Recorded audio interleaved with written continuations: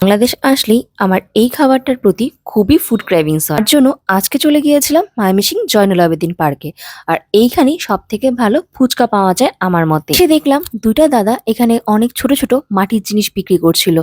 আমি দাঁড়িয়ে দেখার সময় হঠাৎ করে একটা মেয়ে এসে আমাকে বললো তাকে একটা কিনে দেওয়ার জন্য। একজনকে কিনে দেওয়ার পর আরো দুটা বাচ্চা এসে আমার কাছে একই জিনিসের আবদার করলো। আমি তারপর সবাইকে কিনে দিলাম। বাচ্চাগুলো জয়নুল আবেদিন পার্কের ভেতরে ফুল, মালা, তারপর বেলুন, পপকর্ন, চিপস, চকলেট এগুলোই বিক্রি করে বেড়ায়। এদেরও তো খেলাধুলার শখ থাকে, বাট এরা জীবিকার জন্য এই কর্মগুলো করে থাকে। আমি জীবনে সবসময় চেষ্টা করি আমার কাছে কেউ কিছু চাইলে আমি আমার সাধ্য মতো সাহায্য করা, যদি আমার সেই জিনিসটা দেওয়ার ক্ষমতা থাকে। আর কি কিছুক্ষণ বাবাদের নিয়ে ঘোরাঘুরি করার পর চলে আসলাম ফুচকা খেতে।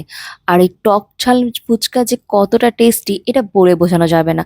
একটা করে ফুচকা মুখে দিচ্ছিলাম আর স্বাদে আমার প্রাণটাই জুড়িয়ে যাচ্ছে। এর পথে পার্ক থেকে অল্প দামে কয়েকটা মাটির জিনিসও কিনলাম।